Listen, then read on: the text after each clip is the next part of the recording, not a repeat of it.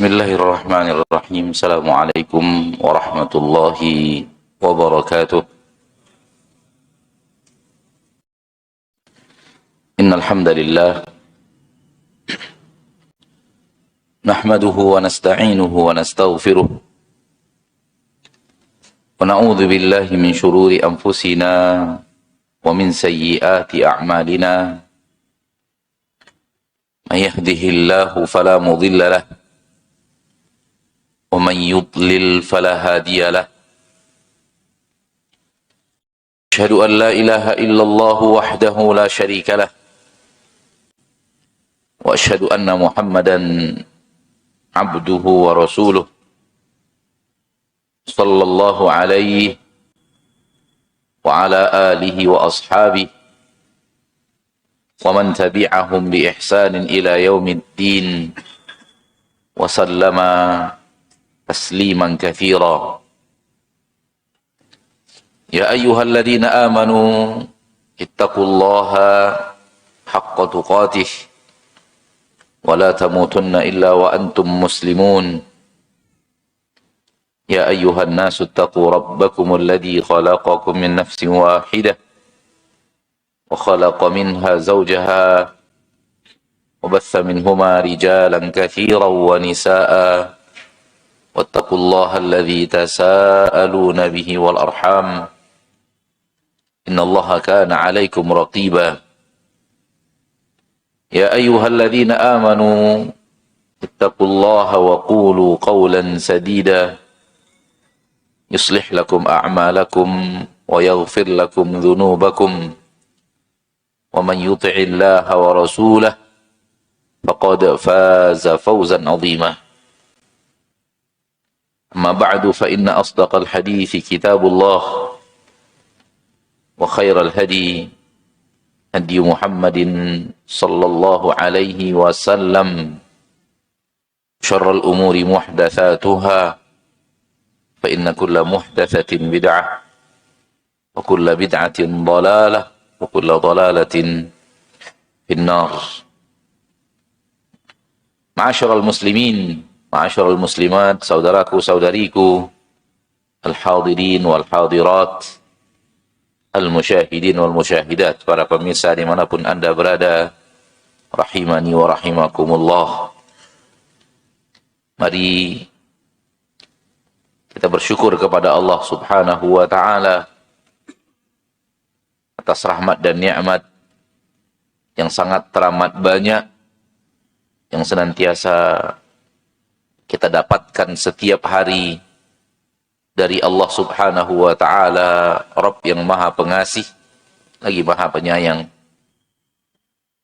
Sungguh setiap hari, saudaraku saudariku, rahmat dan nikmat Allah yang kita dapatkan, yang kita gunakan adalah rahmat dan nikmat yang tiada tara dan tiada terhingga.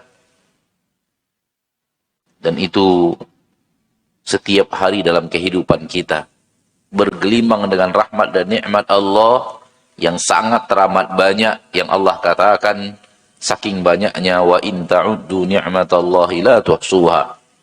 Kalau kalian hitung-hitung nikmat-nikmat Allah, tak sanggup kalian menghitungnya. Sesuatu yang tidak sanggup kita hitung, maka kita pun tidak akan sanggup untuk membalasnya. Bagaimana membalas sesuatu yang kita ngitungnya saja tidak sanggup? Oleh karena itu, Allah tidak pernah memerintahkan kita untuk membalas rahmat dan nikmatnya dengan ketaatan. Ketaatan itu bukan dalam rangka membalas rahmat dan nikmat Allah yang Allah berikan kepada kita. Karena kalau tujuan ketaatan itu adalah itu, tujuan ibadah adalah itu, semua kita manusia yang tekor, bangkrut. Karena logikanya sesuatu yang tak terhitung takkan terbalas.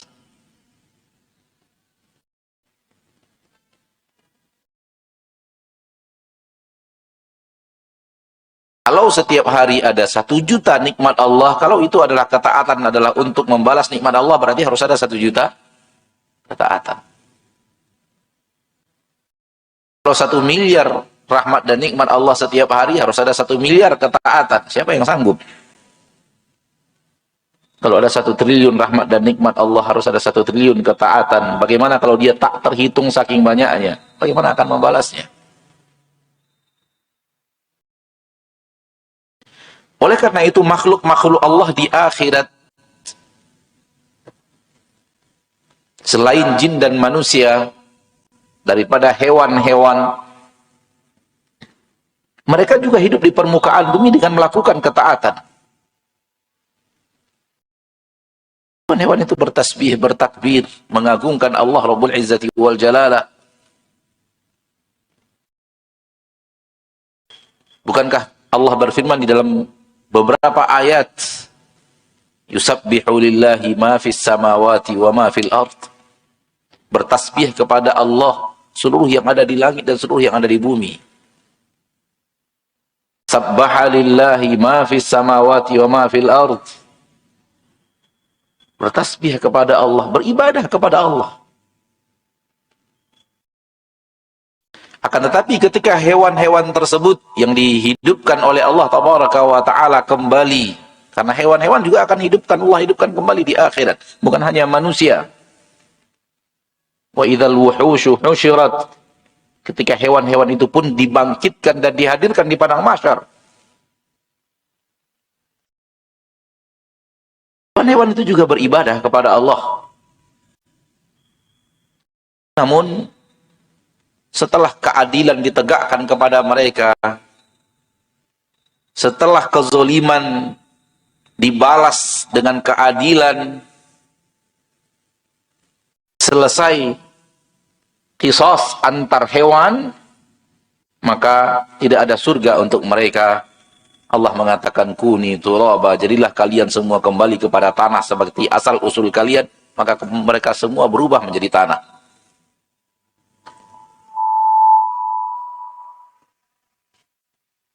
Sekiranya Allah lakukan itu kepada kita manusia, Allah tidak akan zalim.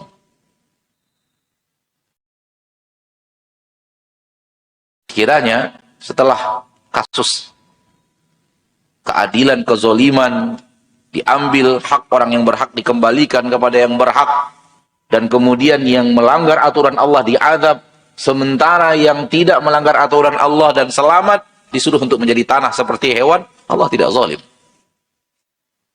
Kenapa? Karena yang kita terima dari Allah jauh lebih banyak daripada apa yang kita lakukan daripada apa? Ketaatan. Wallahu alam, ini salah satu makna daripada makna takkan salah seorang di antara kalian masuk surga disebabkan amalnya. Kalau bukan Allah Tabaraka wa Ta'ala yang memuliakan hambanya manusia dan jin, dalam pendapat yang paling rajih, dan sebahagian mengatakan hanya manusia, untuk dimuliakan dengan dimasukkan ke dalam surga Allah Tabaraka wa Ta'ala, maka tak seorang pun yang berhak dapat surga itu hanya karena amalnya. Sampai dikatakan kepada Nabi kita tercinta sallallahu alaihi wasallam, wala anta ya Rasulullah, engkau juga tidak masuk surga karena amalmu ya Rasulullah. Kata Nabi, wala ana, tidak juga saya. Illa an yataghammadani Allahu bi rahmatin minhu wa fadl. Kecuali kalau Allah berikan kepadaku rahmatnya, Allah berikan kepadaku karunia-Nya, maka masuk surga murni rahmat dan karunia Allah.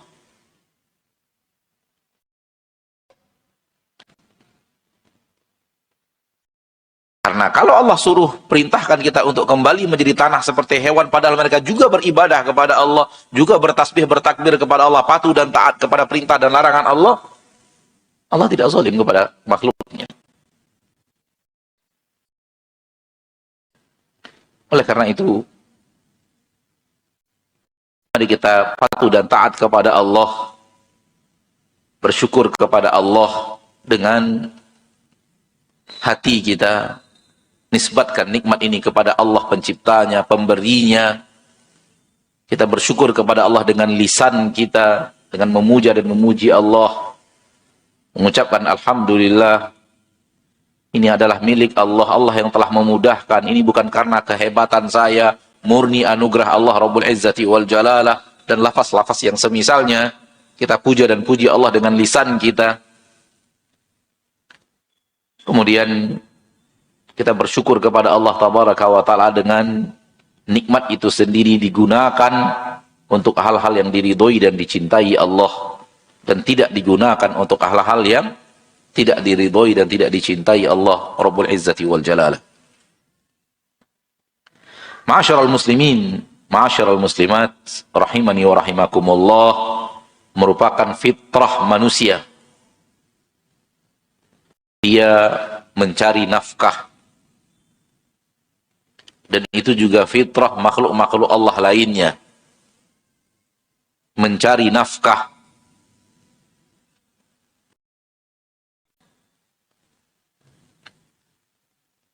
Dan ditambahkan di dalam fitrah manusia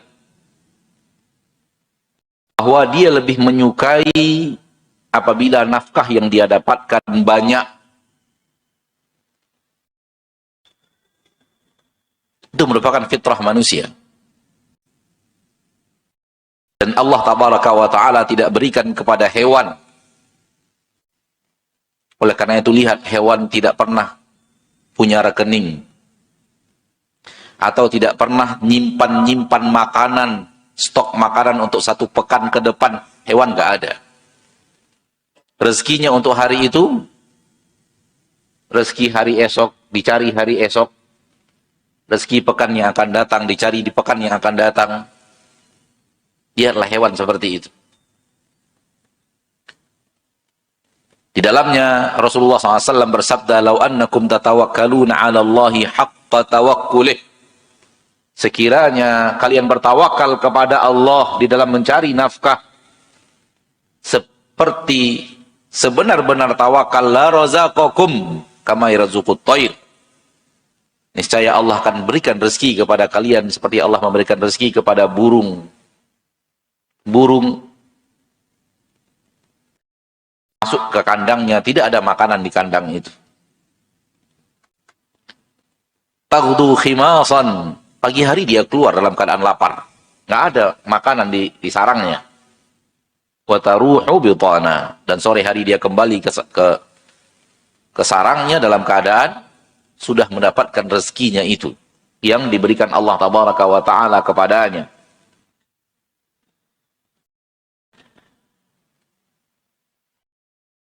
Namun manusia, Allah berikan kepadanya fitrah, dia suka rezeki yang banyak. Hatinya condong kepada rezeki yang berlebih.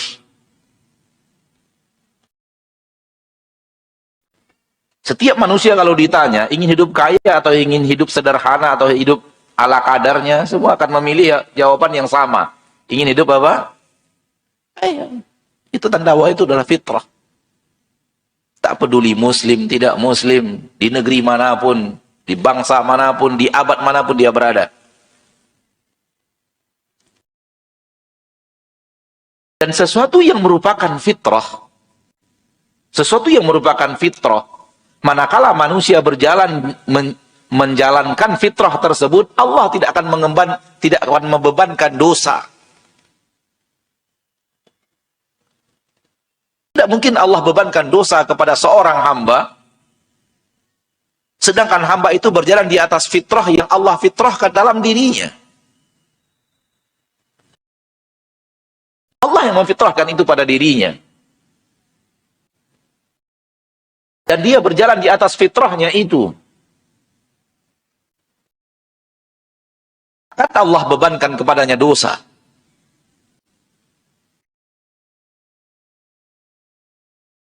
Oleh karena itu, ketika seorang insan berjalan di atas fitrahnya ini dalam mencari nafkah, kemudian dia dengan fitrahnya itu, dia mendapatkan kelebihan rezeki yang Allah Tabaraka wa Ta'ala mudahkan kepadanya, maka tidak ada dosa di sana. Sekedar itu tidak ada dosa di sana.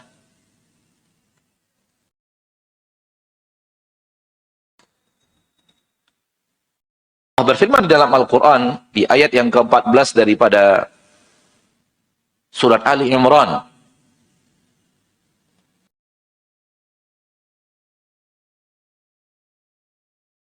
Zuyina linnasi hubbus syahawat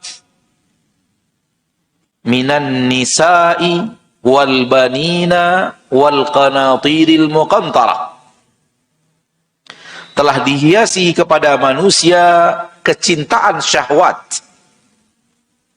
Di dalam dirinya sudah ada syahwat yang Allah letakkan terhias di dalam dirinya. Kepada apa? Minan nisa'i. Kepada kaum wanita. Laki-laki mencintai kaum wanita. Syahwat kepada kaum wanita. Begitu juga berlaku sebaliknya. Itu fitrah. Yang kedua, wal banin, dan anak keturunan. Kecintaan kepada anak, kepada cucu. Itu fitrah di dalam diri manusia. Yang ketiga, harta yang melimpah ruah. Wal qanatiril muqantarah. Allah tidak menyebut harta saja, tapi harta yang banyak. Arti kecintaan kepada wanita fitrah. Manusia, lelaki mencintai wanita, wanita mencintai laki-laki, fitrah. Allah tidak akan bebankan dosa pada fitrah itu.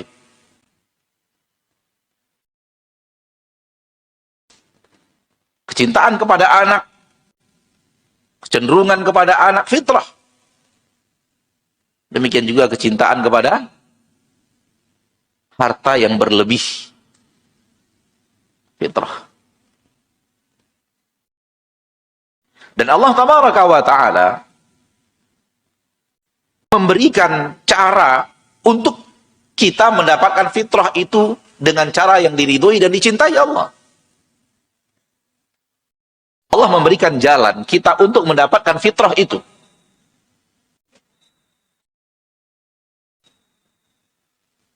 Cintaan kepada kaum wanita, kepada kaum laki-laki, ada jalan yang Allah siapkan. Nikah.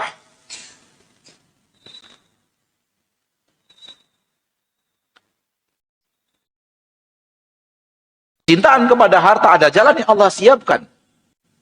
Ahallallahu al-bai'a wa harrama riba. Allah halalkan untuk kalian, siapkan untuk kalian perdagangan.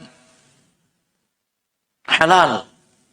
Idza ikhtalafatil ajnasu fabi'u kaifa syi'tum. Idza kana yadan biyadin. Kalau berbeda jenisnya, jual terserah kalian. Mau cari keuntungan berapa di dalam agama kita tidak ada takaran.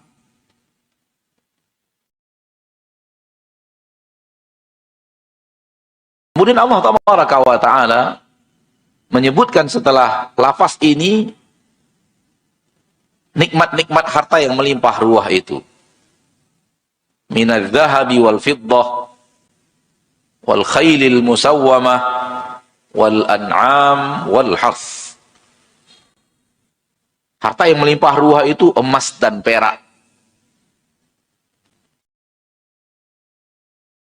Tunggangan-tunggangan pilihan. Kuda-kuda tunggangan pilihan. Dan hewan ternak dan perkebunan. Melimpah ruah emas dan perak. Dan apapun yang pada zaman kita sekarang posisinya menggantikan emas dan perak. Dulu emas dan perak adalah alat tukar. Di zaman Rasul kita tercinta dinar dan dirham. Dan sekarang emas dan perak tidak jadi alat tukar, namun digantikan oleh sesuatu selain emas dan perak dan berfungsi seperti emas dan perak. Nilai harga, nilai tukar, alat bertransaksi, pembayaran yang sah, masuk di dalamnya. Seluruh jenis yang berhubungan dengan itu. Hiasan ala al-zahabi wal fiddah. Emas dan perak, dinar dan dirham. Kuda-kuda tunggangan pilihan, masuk di dalamnya kendaraan-kendaraan pilihan zaman kita sekarang ini yang bukan lagi kuda. Itu juga terlihat rezeki yang melimpah di sana, kemewahan yang ada di sana. Kemudian peternakan, orang memiliki ribuan ternak ini, ternak itu, dan perkebunan, pertanian, sekian hektar, sekian puluh hektar, sekian ratus hektar. Dan semua ini adalah fitrah. Dan Allah tidak pernah mengharamkan fitrah yang telah Allah fitrahkan kepada manusia.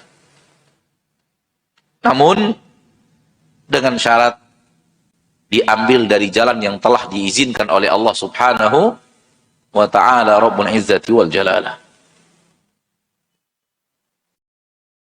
Maka Islam, ma'asyiral muslimin, tidak pernah bertabrakan dengan kekayaan.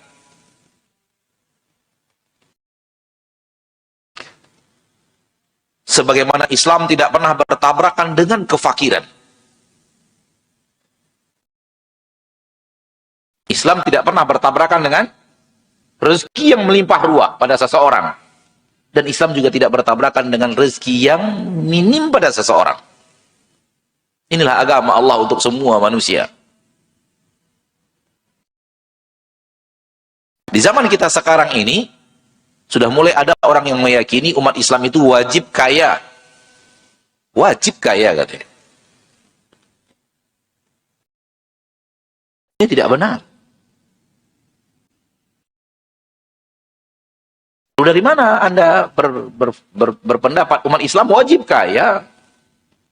Mereka mengatakan umat Islam wajib zakat. Berarti dia wajib kaya untuk bayar zakat. Dan cara pendalilan yang salah. Tidak semua umat Islam wajib zakat. Semua kita wajib zakat? Tidak. Yang wajib zakat hanya orang yang Allah berikan harta yang berlebih sesuai dengan takaran yang telah ada di dalam hukum zakat. Tidak semua manusia wajib zakat.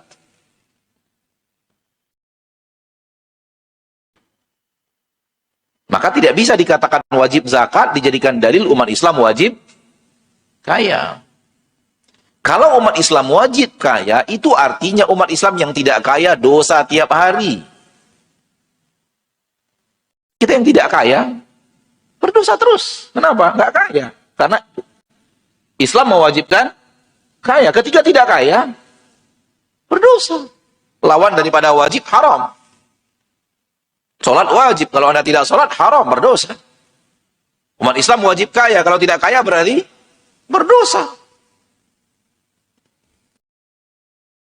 Maka hiduplah di zaman Rasul dua jenis orang yang Allah tabaraka wa ta'ala berikan kepadanya harta yang melimpah ruah, dan umat Islam yang benar-benar Allah berikan kepadanya rezeki yang sangat minim. Semua mereka hidup bersama Rasul kita tercinta sallallahu alaihi wasallam, dan tidak dipuji yang kaya karena kekayaannya, dan tidak dicela yang miskin karena kemiskinannya.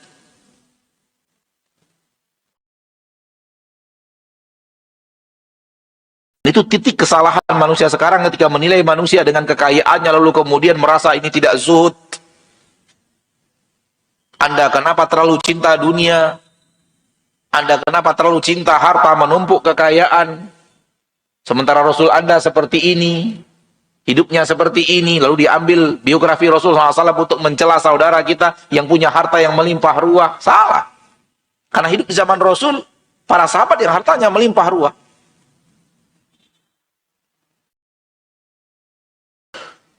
Dan tidak dicela juga orang yang Allah takdirkan rezekinya sedikit, seperti Abu Hurairah dan ashabus suffah yang hidup di dalam masjid, tidak punya rumah, tidak punya bisnis, tidak punya kebun, tidak punya keluarga di kota Madinah.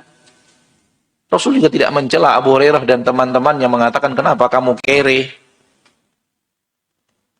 Mana cari rezeki untuk jadi orang yang punya rumah, punya... Enggak juga. Tidak ini dicela karena hartanya, tidak ini dicela karena kefakirannya. Kenapa? Karena kaidah dalam agama, syariat Allah adalah Allah yang melapangkan rezeki untuk orang yang Allah inginkan, Allah yang menyempitkan rezeki untuk orang yang Allah inginkan. Dan semua itu penuh hikmah, yang manusia tidak akan bisa sampai kepada hikmah Allah tabaraka wa ta'ala secara totalitas.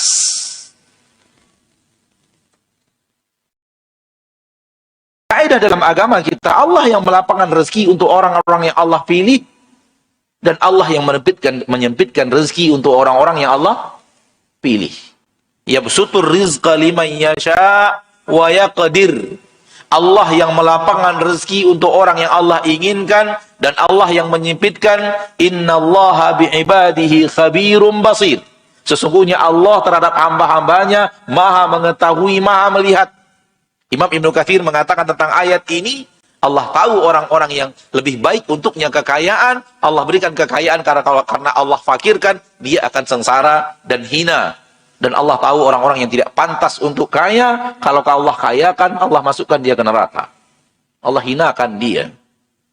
Maka Allah berikan sesuai dengan hikmah Allah Rabbul Izzati wal Jalalah.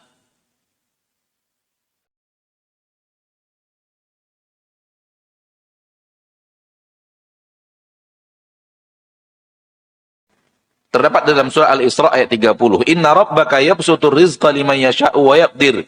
Innahu kana bi'ibadihi khabiran basira. Sesungguhnya Rabbmu, dialah yang melapangkan rezeki untuk orang-orang yang ia inginkan, untuk orang-orang yang ia pilih, dan Rabbmu itu juga yang menyempitkan rezeki atau tidak melapangkan rezeki untuk orang-orang yang ia pilih. Innahu kana bi'ibadihi khabiran basira. Sesungguhnya dia terhadap hamba-hambanya maha mengetahui dan maha melihat.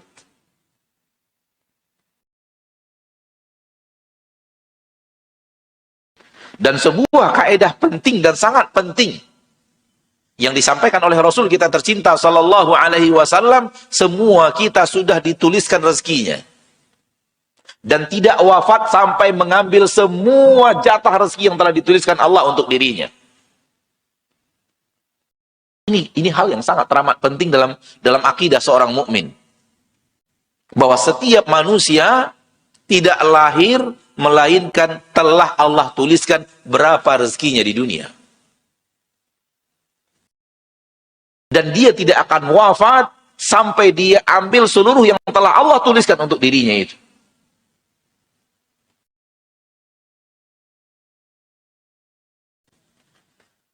Tentang penulisan rezeki, sebuah hadis yang sangat masyhur riwayat Imam Bukhari dan Muslim dari Abdullah ibnu Mas'ud radhiyallahu taala an.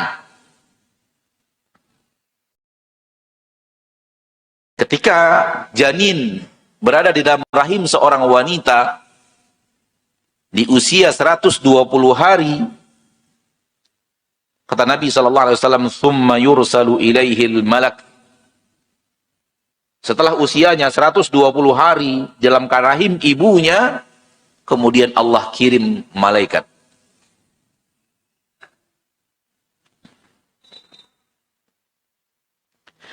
Fayamfukhu fihi ruh. Malaikat itu meniupkan ruh, sehingga janin itu pun menjadi makhluk yang hidup dengan kehidupan mustaqil dari ibunya. Kehidupan yang tersendiri dari kehidupan ibunya. Wa yu'maru bi arba'i kalimat. Dan malaikat yang dikirim oleh Allah diperintahkan untuk menuliskan 4 perkara. Bikatsbi rizqihi, menuliskan berapa rezeki anak ini. Wa ajalihi, kapan ajalnya tiba. Wa amalihi, dan apa yang dia amalkan seumur hidupnya.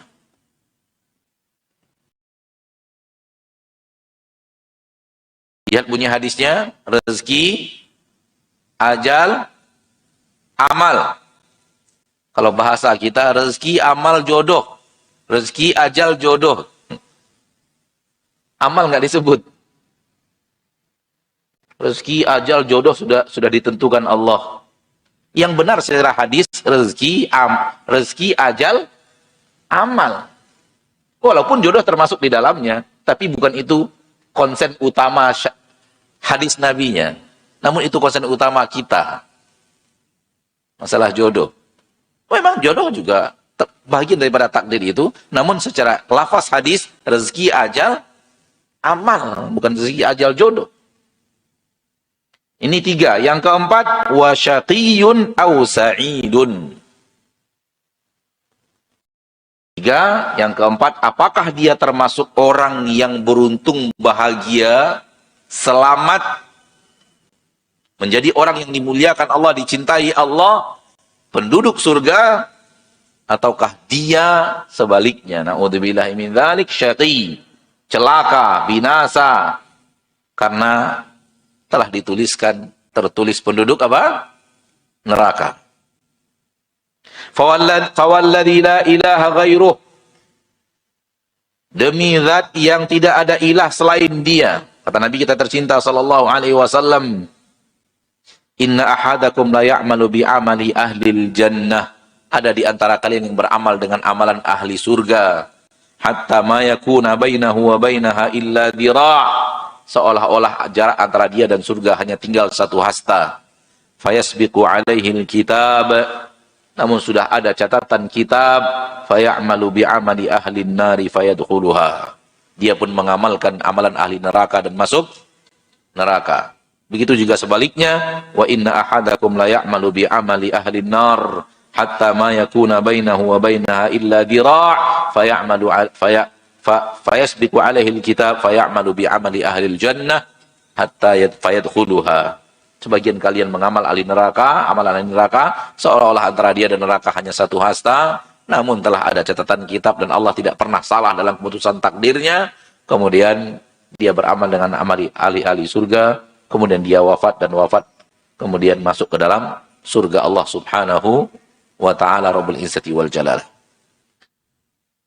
Sebelum kita kembali kepada bahasan rezeki, ini sangat penting untuk kita bahas sedikit, karena banyak pertanyaan seputar itu. Seolah-olah di dalam hadis ini terdapat penzoliman Allah kepada hamba. Dan itu tidak ada. Karena Allah telah berfirman di dalam Al-Quran, telah berfirman dalam hadis qudsi, Allah tidak pernah berbuat zalim. Namun, ketidakfahaman sebahagian manusia terhadap hadis ini, seolah-olah itu adalah penzoliman dari Allah. Seorang sudah beramal amalan ahli surga, karena Allah tuliskan neraka, kemudian dia beramal ahli neraka, mati masuk neraka. Murni karena tulisan Allah. Murni karena catatan takdir. Tidak begitu pemahamannya. Karena riwayat lain daripada hadis ini, inna ahadakum la ya'malu amali ahlil jannah fima yabdu linnas. Sebahagian kalian beramal amalan ahli surga yang tampak oleh manusia. Jadi terlihat oleh manusia beramalan ahli surga, padahal di belakang beramal amalan ahli neraka. Sebaliknya demikian.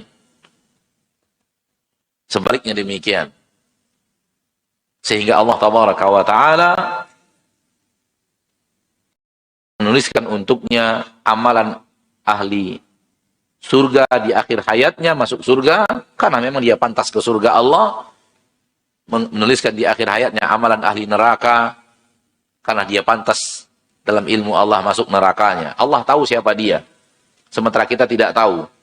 Orang yang kita anggap alim, orang yang kita anggap saleh, dia bisa saja nipu kita. Kenapa? Dia pertontonkan kepada kita ketaatannya, sehingga kita menganggap dia orang penduduk surga, ahli surga, orang yang ahli ibadah dan semacamnya. Ternyata Allah tahu dia tidak seperti itu. Dan ilmu kita terhadap dia berbeda dengan ilmu Allah terhadap dia. Akhirnya Allah tunjukkan bahwa ilmu Allah terhadap dia yang benar, Allah wafatkan dia di atas kemaksiatan. Na'udzubillahi min dzalik. Kalau ada orang yang seperti ini, kita anggap soleh, kita yakini kesolehannya, kita terpedaya oleh amal solehnya yang luar biasa, sehingga kita anggap dia orang yang luar biasa taat kepada Allah. Ternyata wafat di atas maksiat, fahamlah kita ditipu oleh dia dengan penampilan zahirnya. Ilmu kita terhadap dia dengan ilmu Allah terhadap dia berbeda. Ilmu kita terhadap dia orang saleh, menurut kita insya Allah penduduk surga. Namun ilmu Allah terhadap dia orang yang tidak saleh, berhaknya masuk neraka. Kalau ilmu kita terhadap seseorang, ilmu Allah terhadap seseorang berbeda, ilmu siapa yang benar? Ilmu Allah. Ilmu siapa yang salah? Ilmu kita. Siapa yang dia tipu dalam amalannya? Kita, bukan Allah. Allah tidak bisa dia tipu. Ini makna hadis ini. Ya, wallahu ta'ala. Kita tidak ingin berpanjang-panjang dalam hal ini. Kita khusus masuk ke dalam yang tadi. Bahwa Diperintahkan malaikat untuk menuliskan rezekinya. Maka rezeki sudah tertulis seberapa yang akan kita dapatkan. Akankah dilapangkan seperti yang tadi? Ataukah disempitkan seperti yang tadi? Semuanya telah ada dalam catatan kitab yang dituliskan oleh para malaikat. Dan ini takdir yang disebut dengan takdir umur. Nah, takdir ada 4 derajat. Satu ini, takdir umur. Tulisan takdir sebatas usia masing-masing manusia. Untuk masing-masing manusia.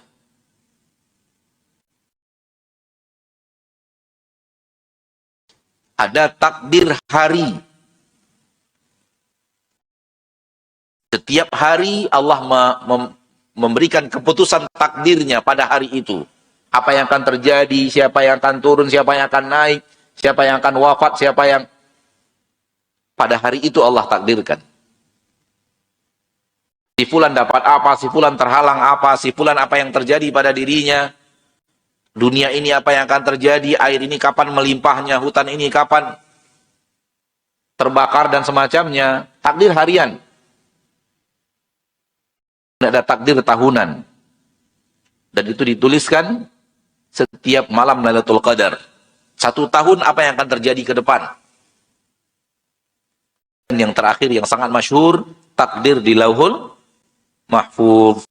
Itu takdir totalitas secara keseluruhan.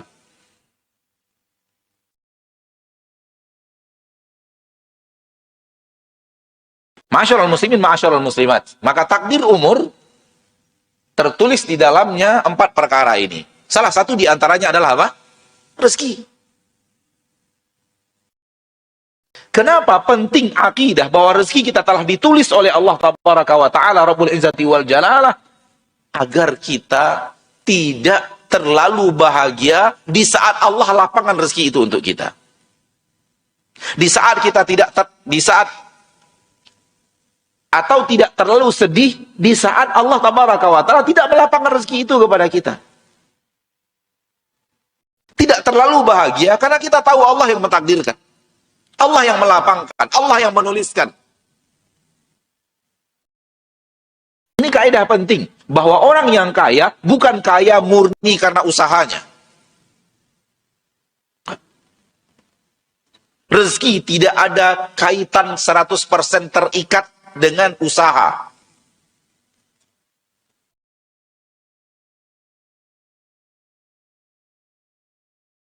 Bergantung usaha. Kalau usahanya bagus, berarti rezekinya bagus. Kalau usahanya tidak bagus, maka rezekinya tidak bagus. Kalau usahanya keras, berarti rezekinya lapang. Kalau usahanya tidak terlalu keras, maka rezekinya tidak lapang. Kaitan seperti itu tidak antara rezeki dan usaha. Rezeki ditentukan usaha, enggak. Oleh karena itu di dalam Al-Quran surat Az-Zariyat Allah mengatakan wa fis samai rizqukum, di langitlah rezeki kalian. Siapa yang menentukan rezeki? Allah. Ada orang yang usahanya keras, rezekinya Allah lapangkan. Allah yang menentukan kelapangan itu. Ada orang usaha keras malah bangkrut. Ada? Ada.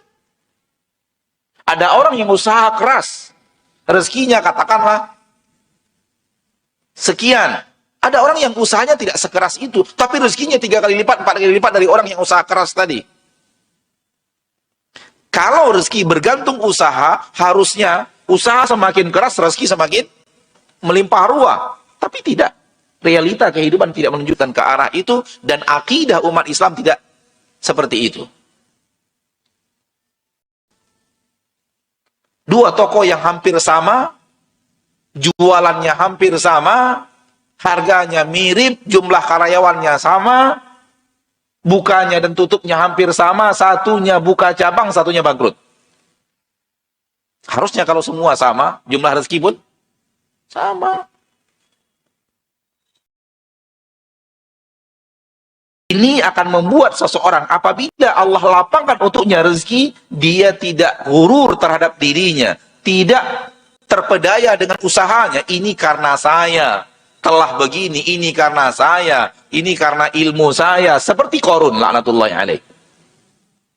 Qarun ketika ditanyakan kepadanya dari mana harta melimpah ruah ini, dia tidak nisbatkan kepada Allah yang telah memudahkan, dia nisbatkan kepada dirinya dan ilmu yang dia kuasai. Itu Allah sebutkan di dalam surah Al-Qasas ketika Allah bercerita tentang Qarun. Qala innama utitu ala ilmin indi. Aku dapatkan semua ini karena ilmu yang ada padaku. Ini sombong. Merasa bahwa apa yang dimiliki murni usaha pribadi, murni kerja keras, murni kegigihan, murni ilmu manajemen, murni ilmu yang telah dia pelajari, yang telah dia terapkan. Tidak sama sekali.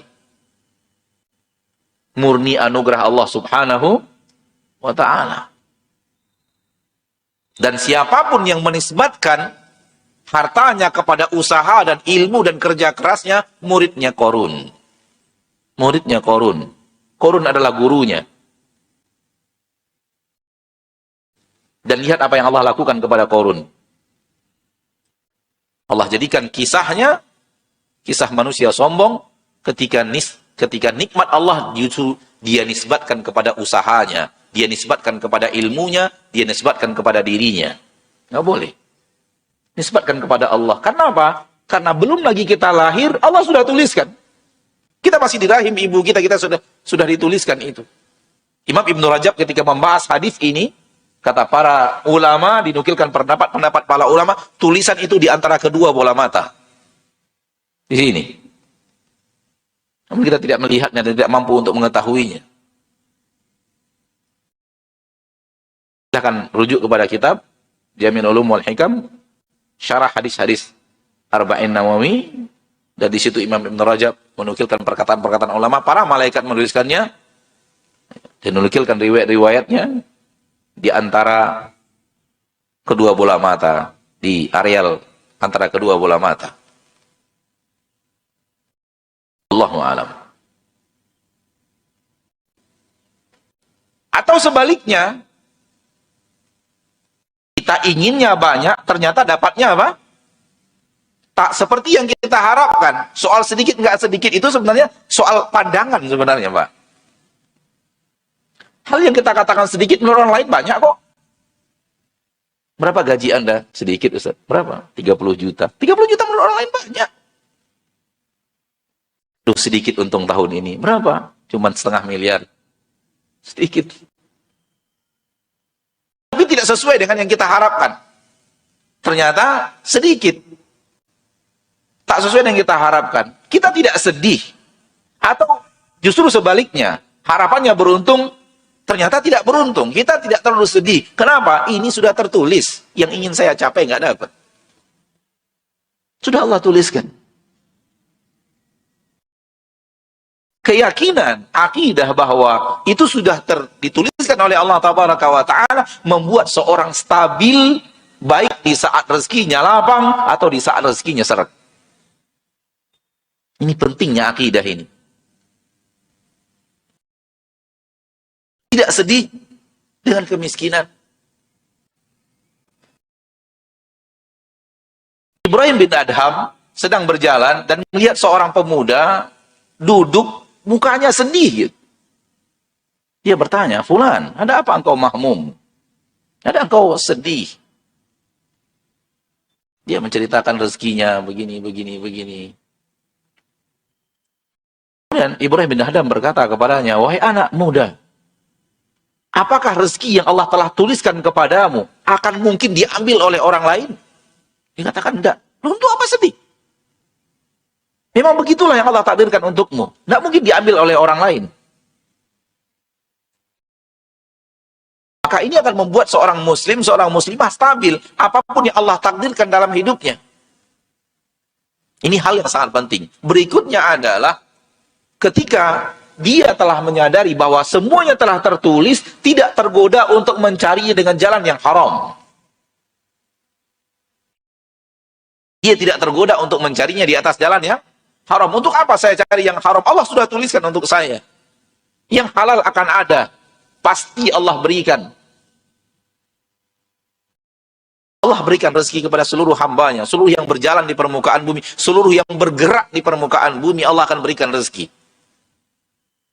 Dan itu yang Allah janjikan dalam surat Yunus. Di dalam surat Hud, maaf, ayat yang ke-6. Wa ma min dabbatin fil ardi illa 'ala Allahi rizquha. Tidak ada yang bergerak di permukaan bumi. Dabbah, manusia, hewan, besar, kecil, dia bergerak di permukaan bumi, makhluknya hidup. Illa 'ala Allahi rizquha, melainkan Allah akan berikan rezeki kepadanya.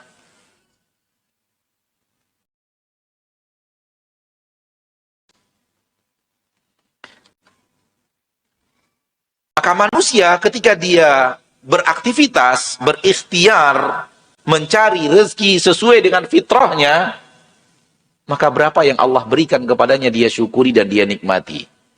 Itulah senikmat-nikmat hidup.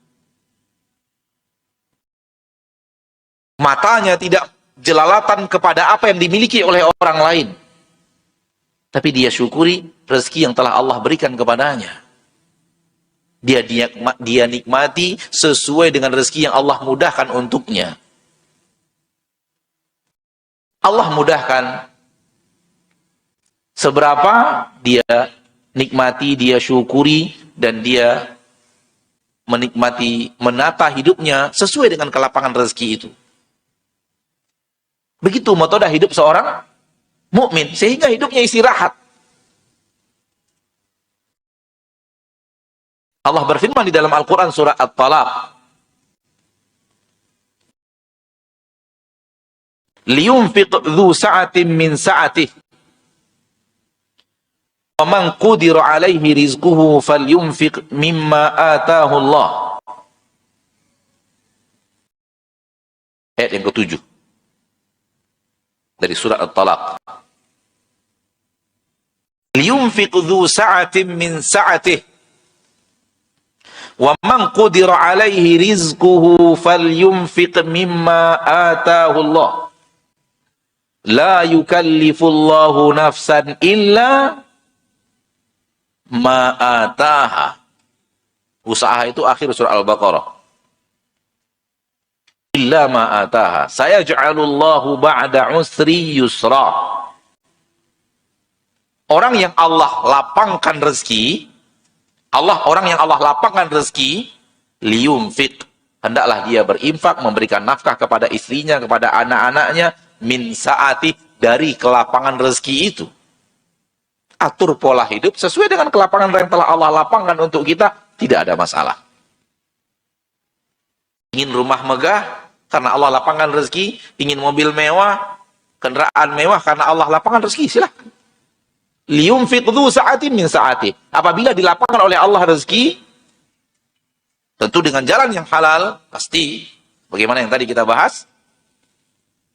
Lalu kemudian kita ingin menata hidup kita, istri kita, anak kita, rumah kita, kendaraan kita, dengan kelapangan yang ada itu. Silakan. Wa man qudira alaihi rizquh. Barang siapa yang Allah sempitkan rezekinya, tidak Allah lapangkan rezekinya, apakah jelalatan, apakah cari yang haram? Tidak. Falyunfiq mimma atahullah. Hendaklah dia menafkahi keluarganya sesuai dengan yang telah Allah berikan kepadanya. Cukupkan berapa yang Allah rezekikan kepada kita untuk nafkah kita, anak kita, istri kita, dan keluarga kita. Atur manajemen keuangan keluarga sesuai dengan rezeki yang Allah berikan itu. Nikmati, syukuri.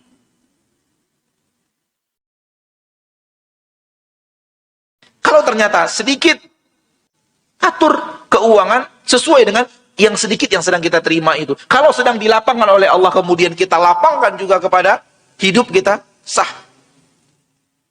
Kenapa? La yukallifullahu nafsan illa ma ataha. Allah tidak pernah wajibkan seorang kecuali sesuai dengan apa yang Allah berikan kepadanya. Oleh karena itu, takaran nafkah nggak ada dalam agama kita.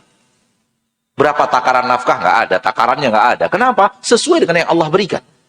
Berapa yang Allah berikan, begitu sebegitu kita memberikan nafkah kepada keluarga kita. Begitu syariat Islam. Kenapa? Karena hukumnya adalah, kaidahnya adalah berapa yang Allah berikan, syukuri itu, nikmati itu, hidup sesuai dengan yang Allah telah berikan kepada kita. Hidup itu akan nyaman. Hidup itu akan tentram. Hidup itu akan indah.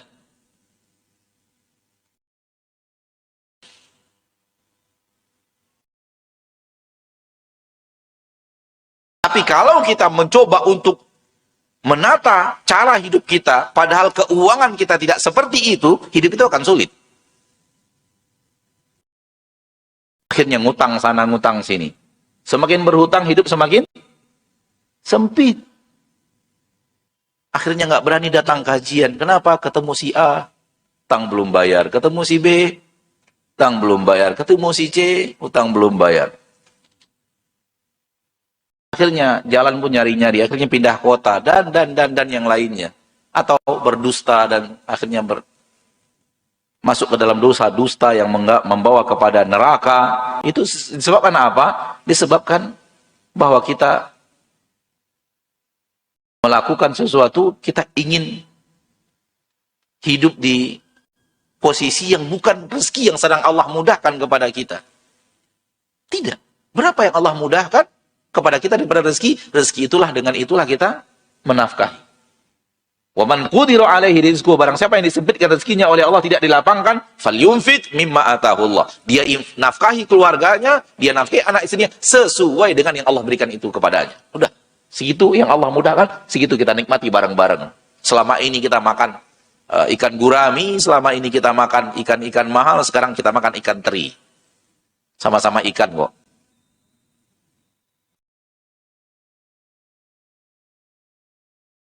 Masyaallah muslimin, masyaallah muslimat, rahimani wa rahimakumullah. Begini Allah mengajarkan. Kalau ini dijalankan, Allah berjanji.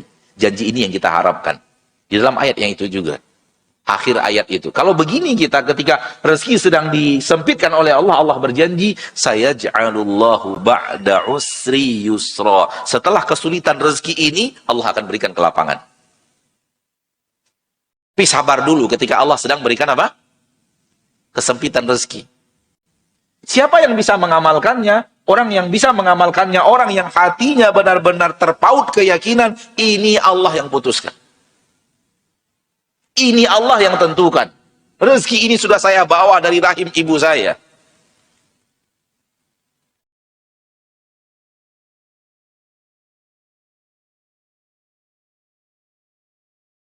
Sehingga kita ridho dengan apa yang Allah takdirkan. Tidak cemberut dan terbetuk dan menyalahkan Allah di dalam keputusan takdirnya.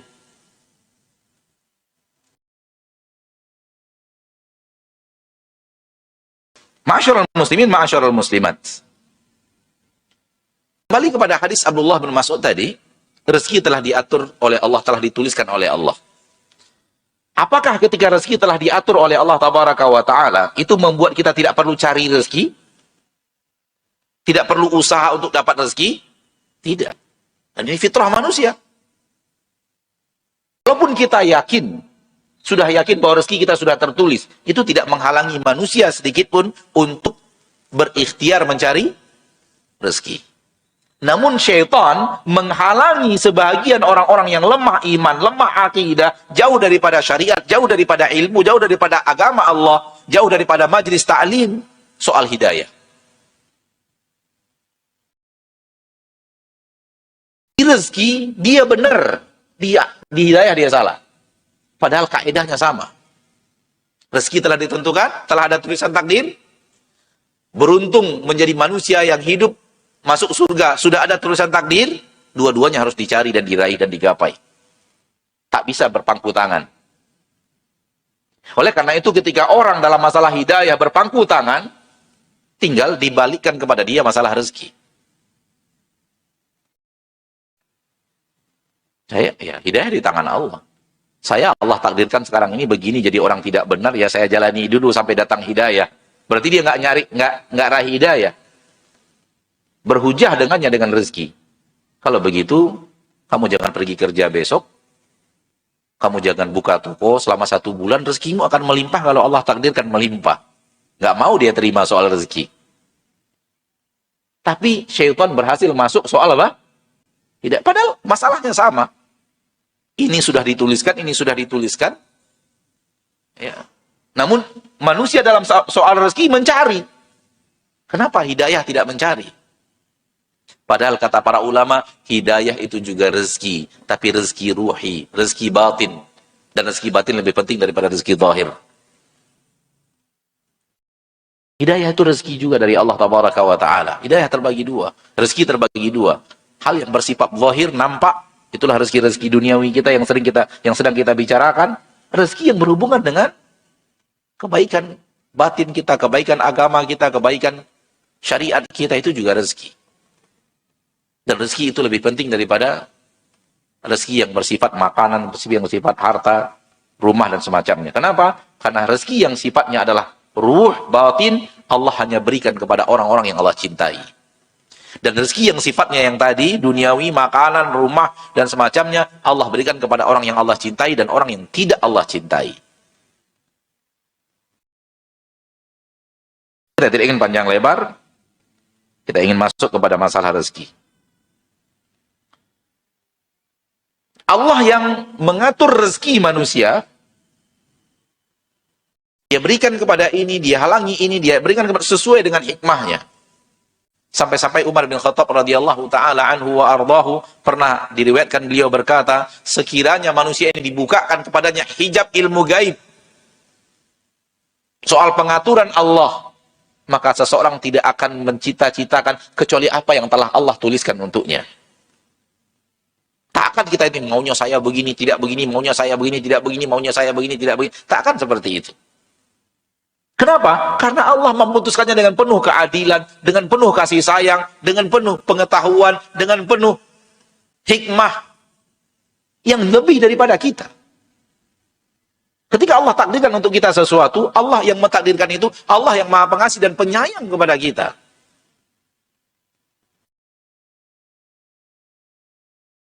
Allah yang lebih jauh, yang berilmu lebih daripada kita. Ilmu kita dibanding ilmu Allah seberapa? Maka apa yang Allah takdirkan untuk kita itulah yang terbaik. Tinggal dinikmati, disyukuri, dinikmati, dan ditata hidup sesuai dengan rezeki yang diberikan Allah Rabbul Izzati wal Jalalah. Allah tidak melapangkan bukan karena bakhil, tapi karena hikmah yang diketahui oleh Allah dan tidak kita ketahui. Dalam sebuah hadis qudsi, riwayat Imam Muslim dari Abu Dzar Al-Ghifari, dari Rasulullah SAW, dari Allah Tabaraka wa Ta'ala, Allah mengatakan, ya ibadi, law anna awwalakum wa akhirakum wa insakum wa jinnakum, qamu fi sa'idin wahidin fasa'aluni, fa'a'taitu kulla wahidin mas'alatah. Sekiranya kalian semuanya, dari yang awal sampai yang akhir, jin dan manusia, semuanya kumpul di satu tempat, di sebuah lahan, sebuah padang, di sebuah tempat, semuanya kumpul, dari manusia pertama sampai manusia terakhir, jin pertama sampai jin terakhir, kumpul. Fasa'aluni, semua mereka meminta kepadaku permintaan-permintaannya. Menghayallah apa yang Anda inginkan daripada kenikmatan harta. Menghayallah apa yang Anda inginkan. Semua manusia seperti itu, semua jin seperti itu. Dia hayalkan nikmat-nikmat besar yang ingin dia raih, yang ingin dia dapatkan, dan dia minta kepada Allah Tabaraka wa Ta'ala. Fa'a'taitu kulla wahidin mas'alata. Ku penuhi seluruh permintaan mereka. Ku berikan kepada mereka seluruh khayal mereka tentang harta itu, tentang kenikmatan itu. Ma naqasa dzalika mimma indi syai'a. Semua itu tidak mengurangkan apa yang aku miliki, illa kama yanqusul mikhyatu idza udkhilal bahra. Kecuali apa yang bisa dikurangi oleh sebuah jarum manakala dimasukkan ke dalam air laut. Tahu jarum kan? Masukkan laut, angkat, ada air terbawa oleh jarum. Itulah permintaan semua manusia dan jin, dan dia sudah meminta dengan daya hayal tingkat tingginya soal kenikmatan. Ini menunjukkan Allah itu yang memiliki rezeki yang luar biasa luas. Bukan berarti yang kaya berarti mendapatkan nikmat spesial luar biasa dari Allah. Tidak. Kaya bukan tanda Allah sayang. Miskin bukan tanda Allah benci. Tapi semua itu berjalan sesuai dengan hikmah Allah, ilmu Allah, sesuai dengan kemaslahatan, keadilan, dan kasih sayang Allah kepada hambanya. Ma'asyiral muslimin, ma'asyiral muslimat, rahimani wa rahimakumullah. Itu soal dunia ya. Adapun rezeki Allah tabaraka ta'ala di akhirat, maka itu rezeki yang besar. Dalam hadis riwayat Imam Abu Dawud, dan hadisnya sahih dari Abu Hurairah radhiyallahu taala anhu, Rasulullah SAW mengatakan Allah memiliki 100 rahmat, satu dari 100 rahmat itu diturunkan di dunia. Berbagilah dalam rahmat itu seluruh jin, seluruh manusia, seluruh hewan, dari awal sampai akhir. Dan sisanya Allah letakkan di surga.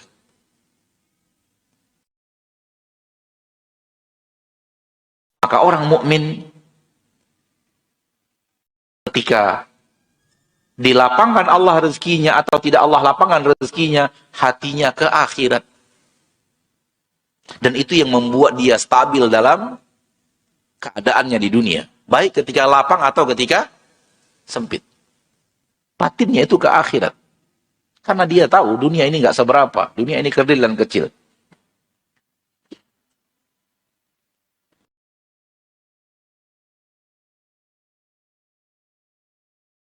Hal yang terpenting dari rezeki kata para ulama berkahnya, bukan jumlahnya.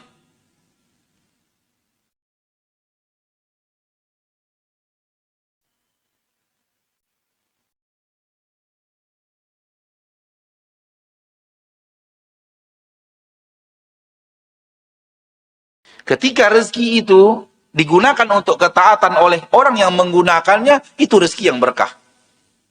Rezeki yang akhirnya dia gunakan untuk ketaatan.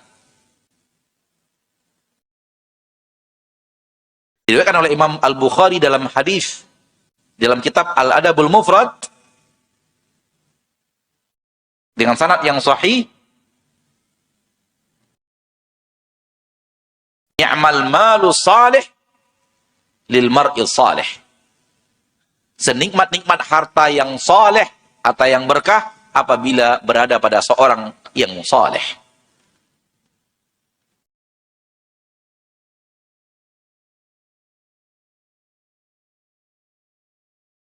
Oleh karena itu, ketika dalam dunia perdagangan, ketika Nabi berbicara perdagangan,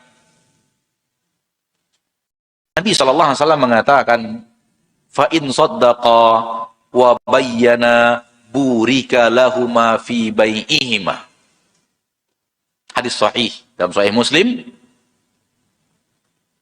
dalam bab jual beli, kata Nabi SAW, apabila dua pedagang, maksud dua pedagang adalah dua pedagang dan pembeli. Dalam agama kita dua-duanya pedagang sebenarnya. Kenapa? Karena barter. Hukum asal jual beli itu barter manfaat. Saya jual kepadanya mobil, dia jual kepada saya emas. Ini dua-duanya pedagang. Walaupun di zaman kita sekarang kita misahkan ini pedagang, ini pembeli. Pada dasarnya tabadulul masalih, saling tukar-menukar manfaat. Saya berikan kepadanya manfaat barang, dia berikan kepadaku manfaat emas. Sama-sama pedagang sebenarnya. Dia berikan kepadaku rumah, saya berikan kepadanya uang. Saya mendapatkan manfaat rumah, dia mendapatkan manfaat uang. Makanya dalam bahasa agama dua-duanya pedagang. Kita terjemahkan dalam bahasa kita. Apabila kedua-duanya pedagang dan pembeli shadaqah, jujur dalam niaganya, bayyana, menerangkan aib-aib atau keadaan yang dengan jujur apa yang ada pada dagangannya itu, burika lahuma fi bai'ihima, maka Allah akan berkahi perdagangan mereka berdua. Di dalam harta yang dihasilkan, di dalam perdagangan itu terdapat berkah. Itu yang lebih dicari orang mukmin dibanding jumlah. Karena dengan berkah akan mengarahkan manusia kepada ketaatan dan kesolehan. Dan dengan tidak adanya berkah, harta itu bisa mengarahkan manusia kepada kemaksiatan.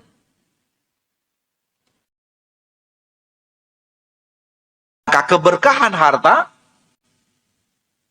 ini lebih diutamakan dibanding jumlah harta.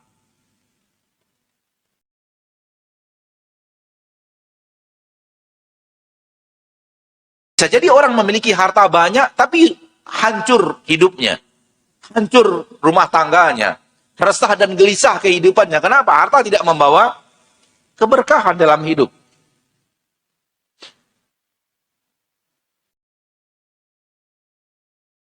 Kadang Allah ingin mengadab hambanya melalui harta. Dan ini yang sering dilupakan banyak orang. Seolah-olah harta itu adalah simbol kebahagiaan. Di dalam Al-Quran surat At-Taubah ayat 55, Allah Tabaraka wa Ta'ala berfirman, "La tu'jibka amwaluhum wala auladuhum, innama yuridullahu liyu'adzibahum biha fil hayatid dunya." Jangan engkau takjub dengan harta mereka. Jangan takjub dengan anak keturunan mereka. Allah ingin mengadab mereka dengan itu dalam kehidupan dunia.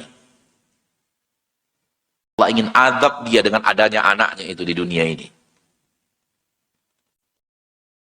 Betapa banyak orang menderita disebabkan perangai dan perilaku anak yang dia cintai.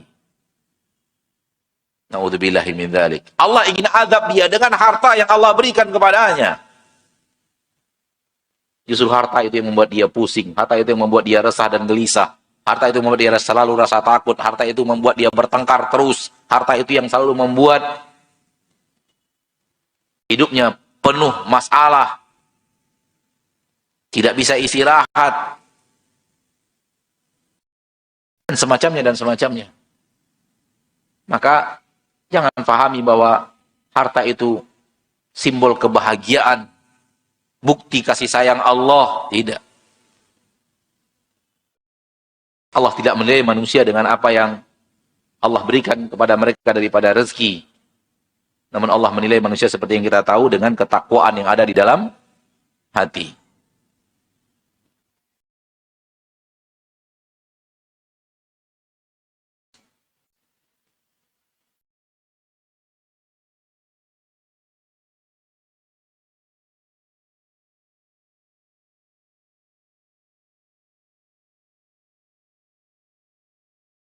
Ma'asyiral muslimin, ma'asyiral muslimat, rahimani wa rahimakumullah.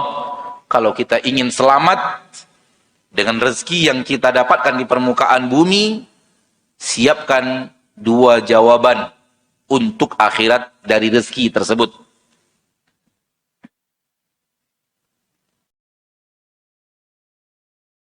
Karena soal rezeki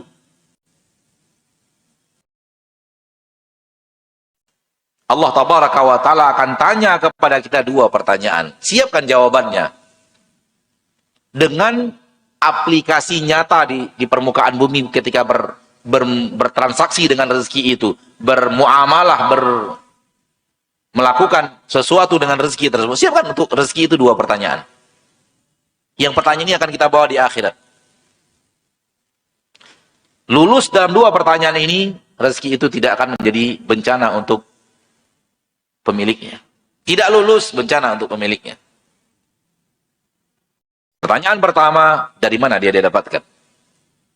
Bagaimana cara mendapatkannya?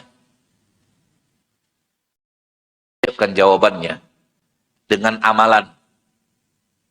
Mencarinya dengan jalan yang Allah cintai dan Allah ridhoi dan Allah izinkan. Ini jawabannya.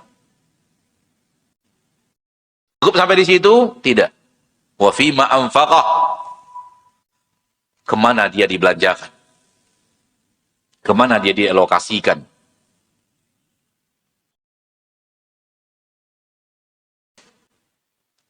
Dan harus dijawab dengan amalan. Karena amalan kita akan menjadi jawaban kita nanti ketika ditanya oleh Allah di akhirat soal rezeki. Dari mana dia didapatkan, bagaimana cara mendapatkannya, apakah dengan transaksi yang dihalalkan Allah, atau penuh tipu-tipu, atau penuh penzoliman, atau bersumpah tapi sumpah dusta,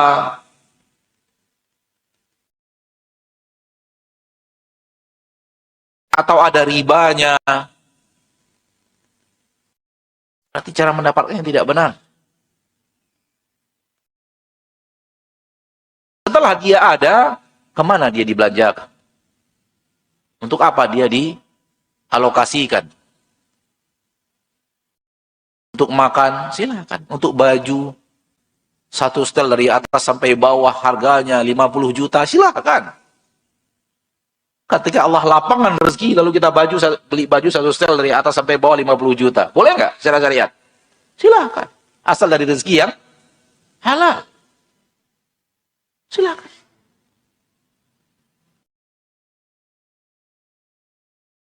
Walaupun bukan itu yang paling afdol, tapi agama Allah tidak melarangnya.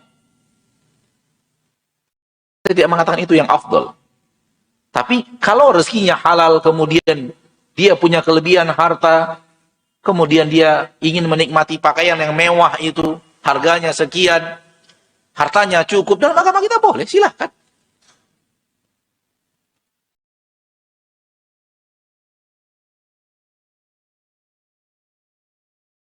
Karena Allah izinkan. Namun walau kita bayarkan hanya 1.500.000 untuk hal yang tidak Allah izinkan, itu akan memberikan mudarat kepada kita. Kita siapkan dua jawaban terhadap rezeki dalam bentuk amal, implementasi amalan terhadap rezeki itu.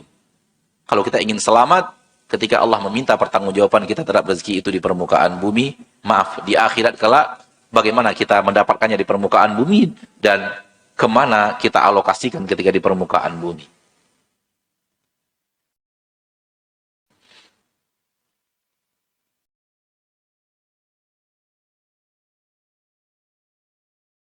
Terakhir kita tutup dengan sebuah hadis dari Jabir bin Abdullah radhiyallahu taala an.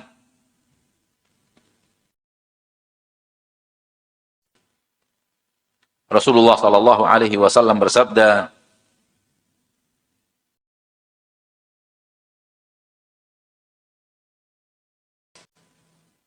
"Ittaqullaha wa ajmilu fit talab." Bertakwalah kepada Allah tabaraka wa taala dan carilah rezeki dengan cara yang baik, halal. Fa inna nafsan lan tamuta hatta tastawfiya rizqaha. Karena setiap manusia tidak akan pernah mati sampai dia sempurnakan mendapatkan seluruh rezekinya. Wa in abta'a anha, di saat rezeki itu terasa tersendat, fat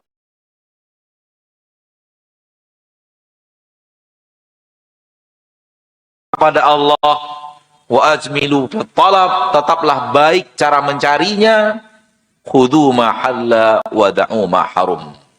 Ambil apa yang dihalalkan Allah saja dan tinggalkan apa yang haram. Dalam riwayat lain, fala yastabti'anna ahadum minkum rizqahu,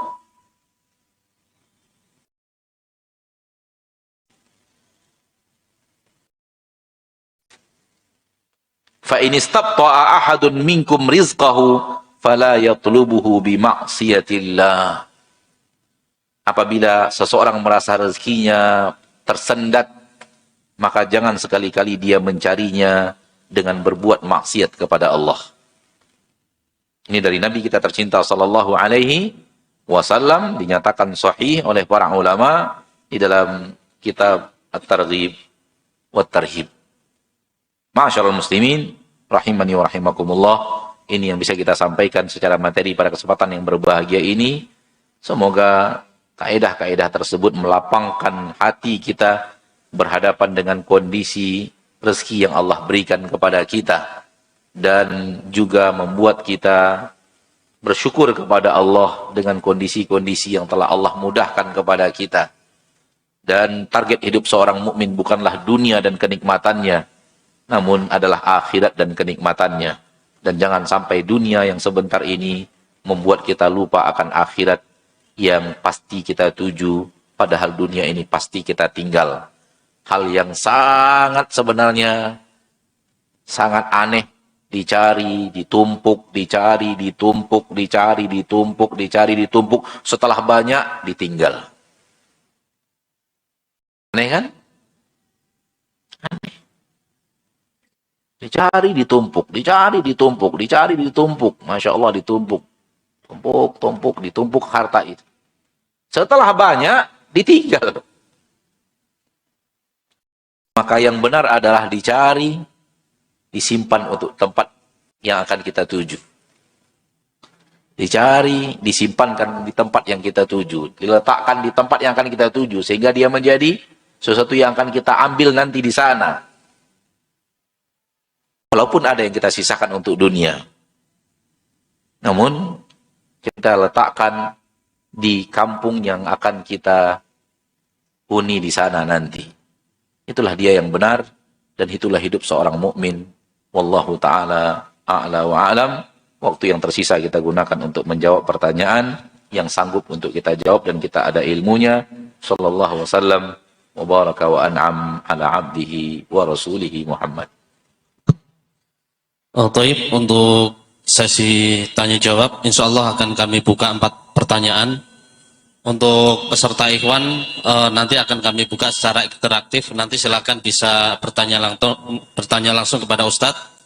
Kemudian untuk akhwat bisa tertulis atau lewat WhatsApp amin. Kemudian kami bacakan untuk pertanyaan dari akhwat yang pertama. Bismillah Ustadz, bagaimana hukumnya ketika wanita bercadar membuka cadarnya karena ada endorse produk kosmetik dan fotonya dipasang di reklame?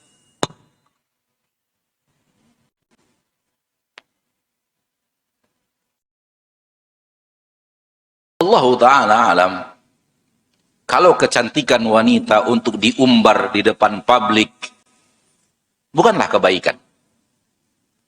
Bukanlah apa? Bukanlah kebaikan.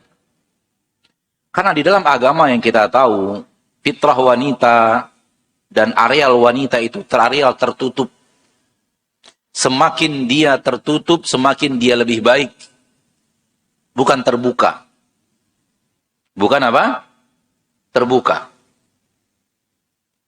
Namun apabila dia bisa pastikan bahwa itu hanya akan ada di areal khusus kaum wanita, sehingga dipajang hanya di media yang bisa masuk bersyaratkan kaum wanita, maka sebagian ulama membolehkan. Karena kecantikan wanita untuk dilihat oleh kecantikan wanita, dilihat oleh wanita lain tidak masalah. Tidak menjadi fitnah. Namun kalau dia tidak sampai ke arah itu, hendaknya dia bertakwa kepada Allah dan dia tidak mengubar kecantikannya untuk dinikmati oleh mata siapapun yang ingin menikmatinya. Wallahu ta'ala alam. Untuk jamaah ikhwan yang mau bertanya silakan bisa langsung.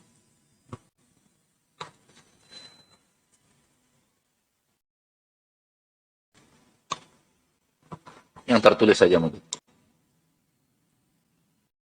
Kalau tidak ada, ini Ustaz, alhamdulillah Allah telah memberikan rezeki kepada kami tiap bulan. Dengan rezeki tersebut kami selalu menyisihkan sedikit untuk anak dan cucu tiap bulan. Apakah hal tersebut sudah dikategorikan sebagai bentuk dari sedekah?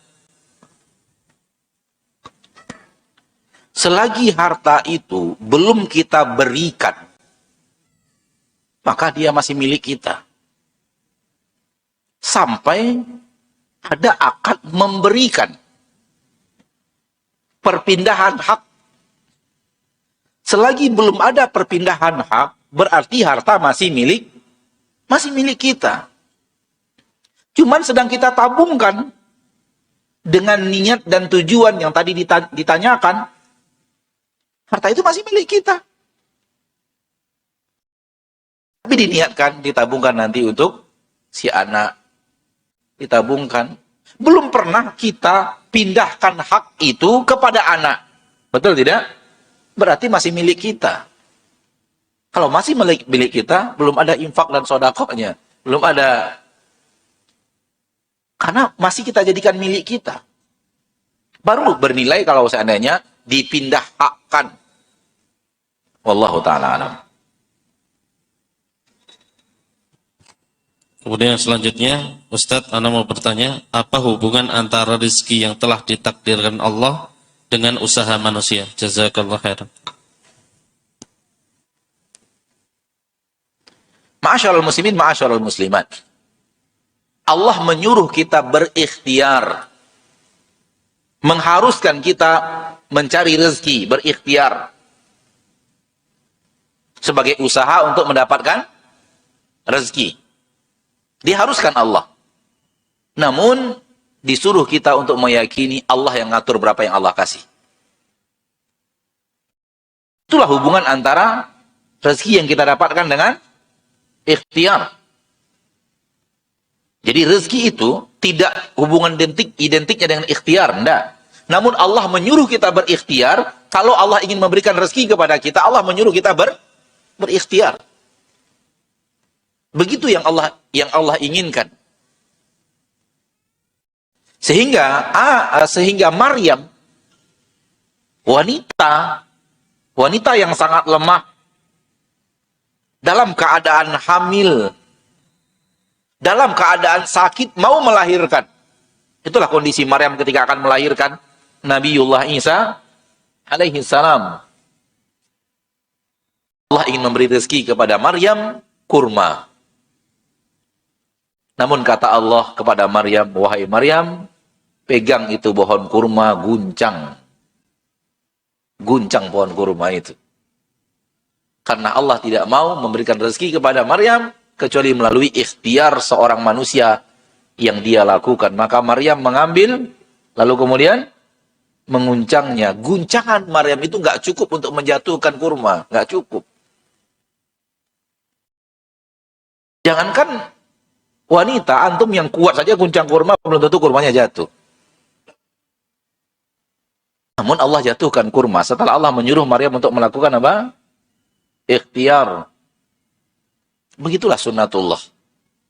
Maka ikhtiar harus dijalankan. Ustadz, tadi ada hadis Nabi yang tadi dibacakan.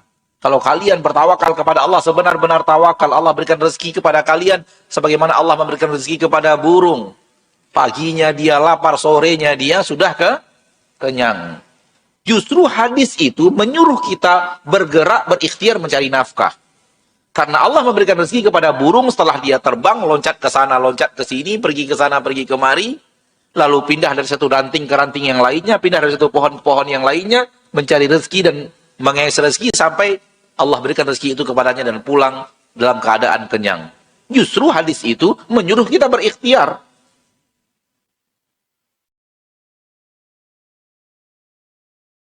Maka ikhtiar dan rezeki adalah usaha manusia dan anugerah Allah. Allah ingin manusia berusaha, namun Allah yang menentukan anugerahnya. Wallahu ta'ala alam. Baik, untuk pertanyaan terakhir, Ustaz. Izin bertanya, apabila seorang suami menafkahkan rezekinya untuk kita dari pendapatan yang halal, namun dibalik itu pendapatan juga bercampur dengan rezeki yang syubhat, apakah anak istri ikut mendapat dosa atau menebus dari dosa suami? Al-Zahir dalam masalah ini, istri dan anaknya tidak ikut berdosa. Karena rezeki yang dia dapatkan dari suaminya, dia dapatkan dari ayahnya, adalah hak dia dari suami dan ayahnya. Hak dia untuk diberi rezeki oleh suaminya, hak dia untuk diberikan rezeki oleh ayahnya. Maka dia mendapatkan haknya. Dia hanya menuntut haknya. Maka secara zahir, hal ini tidak menjadi berdosa. Apalagi kalau memang tidak tahu. Apalagi kalau memang tidak tahu, kita tidak tahu.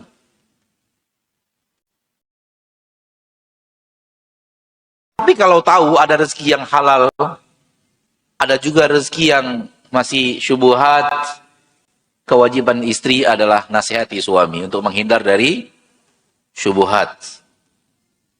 Namun ketika ada hartanya yang halal, ada hartanya yang kurang jelas, itu tidak menghalangi kehalalan yang didapatkan oleh istri dari suaminya.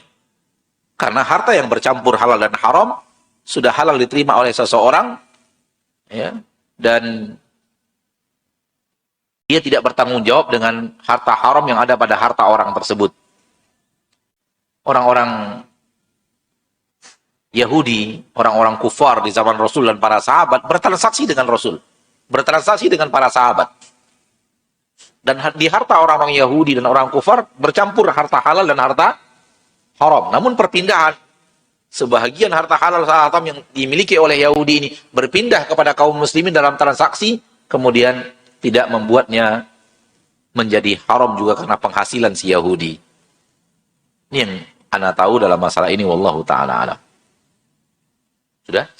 Baik, ma'asyiral muslimin, ma'asyiral muslimat, saudaraku-saudariku, rahimani wa rahimakumullah. Sampai di sini pertemuan kita pada kesempatan yang berbahagia ini. Semoga Allah tabaraka wa ta'ala, Rabbul Izzati wal Jalalah, jadikan kita seorang muslim yang hidup dengan penuh kenyamanan, dengan penuh stabil dalam hidup, tidak terlalu gembira berlebihan, dan kemudian lupa diri, sombong, tidak angkuh, dan tidak memiliki sifat yang baik kepada manusia di saat Allah lapangkan kepada kita rezeki. Dengan keyakinan kita bahwa ini adalah anugerah dan karunia Allah. Sehingga kita tidak sombong dengan rezeki itu, dan tidak lupa diri dengan rezeki tersebut, dan tetap beribadah bersyukur kepada Allah, menggunakannya untuk hal yang diridhoi Allah. Demikian juga tidak merasa hina atau tidak merasa dihinakan Allah ketika rezeki itu sedang disempitkan oleh Allah tabaraka wa ta'ala, Rabbul Izzati wal Jalalah. Kebaikan kepada kita adalah apabila mana saja keadaan itu semakin mendekatkan diri kita kepada Allah, itu adalah kebaikan untuk kita. Justru ketika disempitkan rezeki kita semakin dekat dengan Allah, maka itu kebaikan untuk kita. Wallahu ta'ala. Ketika Allah lapangkan rezeki kita semakin dekat dengan Allah, semakin banyak infak dan sedekahnya, semakin itu adalah tanda kebaikan untuk kita. Tapi sebaliknya adalah sebaliknya. Kalau kelapangan harta membuat kita semakin jauh dari Allah, atau disempitkan rezeki membuat kita jauh dari Allah, itu kondisi yang harus kita khawatirkan untuk diri kita. Semoga semua kita yang hadir di majelis ini, Allah wafatkan di atas husnul khatimah. Allah maafkan dosa dan kesalahan kita di yaumil hisab. Semoga Allah kuatkan kaki kita di saat melintas di atas sirat. Subhanakallahumma wa bihamdika, asyhadu an la ilaha illa anta, astaghfiruka wa atubu ilaik. Walhamdulillahi rabbil alamin. Wassalamualaikum warahmatullahi wabarakatuh.